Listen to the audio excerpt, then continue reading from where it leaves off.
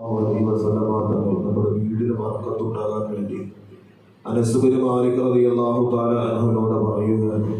അനസ് റളിയല്ലാഹു തആല അൻഹു അല്ലാഹുവിന്റെ ഹബീബിന് ഖിദ്മത്ത് ചെയ്ത ചെറിയ കുട്ടിയായിരുന്നു.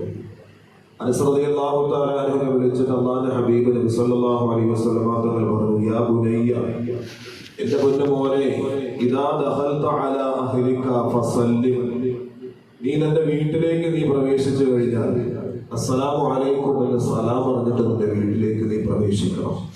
എന്നാൽ ഇക്കുൻ ബറക്കത്തുൻ അലൈക, അത് നിനക്ക് ബറക്കത്തിന് കാരണമാക്കി തീരും. മാത്രമല്ല വഅല അഹ്ലി ബൈതിക, ആ വീട്ടിലുള്ളവർക്കും ആ സലാം പറയുന്നതിലൂടെ അനുഗ്രഹവും ബറക്കത്തും ഉണ്ടായിത്തീരുമെന്ന് അനസ് ബിൻ മാലിക് റളിയല്ലാഹു തആല അൻഹുവിനോട് അല്ലാഹുവിന്റെ ഹബീബായ നബി സല്ലല്ലാഹു അലൈഹി വസല്ലം തങ്ങൾ പറയുന്നു. അപ്പോൾ നമ്മുടെ വീടിന്റെ ഐശ്വര്യം, അഭിവൃദ്ധി, നമ്മുടെ ജീവിതത്തിലെ ഐശ്വര്യങ്ങളും സന്തുഷ്ടിയും പിന്നെ പരിപൂർണമായ സലാമത്തും ഒക്കെ ഉണ്ടാകാൻ അള്ളാഹുവിന്റെ ഹബീബായ നബി സല്ലല്ലാഹു അലൈഹി വസല്ലം തങ്ങൾ പഠിപ്പിച്ച ഏറ്റവും വലിയൊരു ഔഷധമാണ് സലാം എന്ന് പറയുന്നത്. സലാമിന് ഒരുപാട് പോരിശകളുണ്ട്. അത് വിനയത്തിന്റെ അടയാളമാണ്. നമുക്കറിയാം, ഇൻഷാ അല്ലാഹ് വരുന്ന ദിവസങ്ങളിലൊക്കെ സലാമുമായി ബന്ധപ്പെട്ട് ഒന്ന് രണ്ട് കാര്യങ്ങൾ കൂടി സൂചിപ്പിക്കും.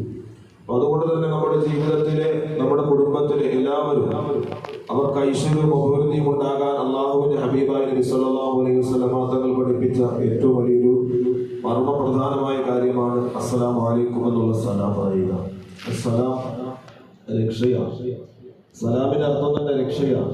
നമുക്ക് സർവ്വ എല്ലാ ഐശ്വര്യങ്ങളും സന്തോഷവും ഒക്കെ ഉണ്ടാക്കി തരുന്ന വളരെ പ്രധാനപ്പെട്ട കാര്യം കൂടിയാണ് എന്ന് നാം ഓർക്കുകയും നമ്മുടെ ഭവനങ്ങളിലേക്ക് നാം പ്രവേശിക്കുമ്പോൾ സലാം കൊണ്ട് നമ്മുടെ വീട്ടിലേക്ക് പ്രവേശിക്കാൻ വേണ്ടി, നമ്മുടെ കുടുംബത്തിനോട് സലാം പറഞ്ഞ് വീട്ടിലേക്ക് പ്രവേശിക്കാൻ വേണ്ടി നാം ശ്രദ്ധിക്കുകയും ചെയ്യുക.